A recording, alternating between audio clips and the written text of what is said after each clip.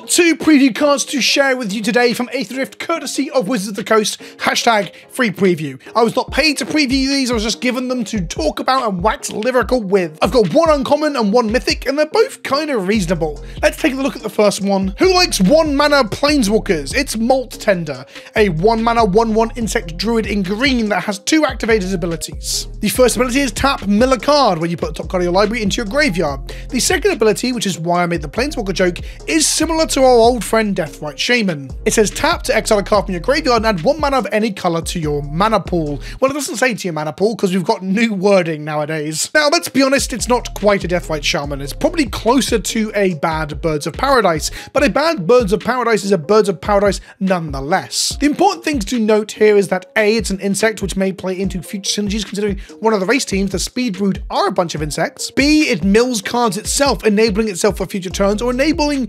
self-mill strategies, things like Aftermath Analyst in the lands decks. And C, the exile a card from your graveyard is part of the cost. It's before the semicolon. In the case of the classic Deathrite Shaman, sometimes your opponent could eat the thing in your bin to stop you getting mana. Deathrite Shamans could deny other Deathrite Shamans mana in the Deathrite Shaman versus Deathrite Shaman matchup. But let's not get too bogged down with comparing it to Deathrite Shaman, because really it's not as good as a Deathrite Shaman. Deathrite Shaman often defines the formats in which it's played in. That said, a 1 mana creature that can tap for any color of mana is very strong, a la the bad Bird of Paradise comment that I made. And the most comparable cards in current standards to Malttender are Cithanel Stalwart, which does see a small amount of fringe play in the green-black elf deck. And to be honest, its cost of tapping it and an untapped artifact or creature you control to make the mana is actually not a very tall ask in the decks that can do it, and thus is probably a good comparison for how powerful Malttender might be. There is one more 1 mana dork in standard, which is Exili's Lawkeeper that makes any color for dinosaurs, but it sees no play. There is no dinosaur deck to enable it, and thus, or to be enabled by it, should I say, and thus sees no play. The biggest downside to Malttender being playable is that you really want your 1 mana dorks to allow you to play 3 drops on turn 2, and with Malttender, you aren't doing that. However, any card that puts itself into the bin, like an instant or sorcery, like the recently spoiled new hand attack spell that has cycling, for example, if you are going to do that on turn 2, you can then exile it from the graveyard with Malttender plus a land to play a 2-drop. So whilst you aren't going to be accelerating the 3 drops on turn 2 off of a Malttender, it will allow you to double spell quite often, and thus I think it's actually quite a reasonable Magic card. I think this may see some play somewhere in standard, especially alongside cheap cards that you're going to be casting on turn 2, like Hand Disruption. Then we come to our mythic March of the World Ooze. It's a 6 mana enchantment that costs 3 green and 3 of any other color, and it says creatures you control have base power and toughness 6/6 and are oozes in addition to their other types. Whenever an opponent casts a spell, if it's not their turn, you create a 3/3 green elephant creature token. In terms of in canon, it's a reference to the ooze creatures and the denizens of Muruganda, which is the homeworld of the Mimeoplasm, an ooze with primordial looking creatures coming out of it. Don't get too bogged down on the fact that it makes your creatures into oozes, because this isn't really much of anything in the current state of Magic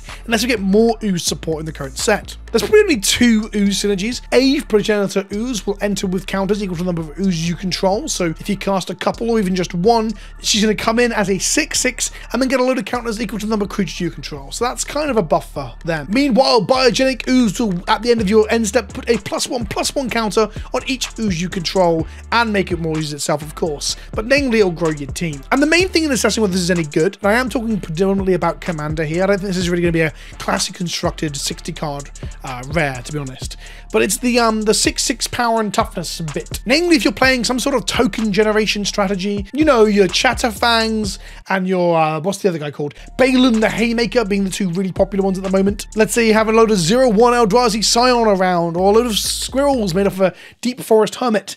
They're now 6/6s, and they get to keep their original creature types, so their synergies still work. In the case of Deep Forest Hermit, they'll actually be 7/7s because they're squirrel oozes. And thus, I think the card is more comparable to something like a Natural Growth. Now, a Natural Growth is a 5 mana spell, so it costs less, and it has a higher ceiling, so I don't think this is going to be the powerhouse that a Natural Growth actually is, because you can't turn a 10/10 into a 20/20, but you can turn a 1/1 into a 6/6. So whilst the ceiling is lower, the floor is actually considerably higher if you're playing a lot of stupid little dorks because they don't do anything. Your servos, your mere, your squirrels, all the stuff you make in abundance will now be 6/6s. And then there's just further power on top of that. The second line is probably not the source, it's more the garnish, if you will. Whenever an opponent casts a spell not in their turn, you make a 3/3 green elephant. And that's interesting for two reasons. One, it plays into the card itself. The 3/3 elephant, whilst the March of the World Ooze is in play, will actually be a 6/6 elephant. It's very important to point that out. It makes 3/3s, but whilst it's in play, you'll make those 3/3s 6/6s. But on top of that, the real incentive here is to stop your opponent from countering your stuff or playing interaction spells on your turn, or opposing turns too. Double-edged sword, don't forget, in stopping your opponent from wanting to interact in other people's turns, it may give other people protection from those spells too. So yeah, it's an extra effect, it's more text on here, it makes it more playable. I generally quite like this card, and I can see myself playing it too in some token strategies. And finally, it would be completely silly to miss out this bit of a meme.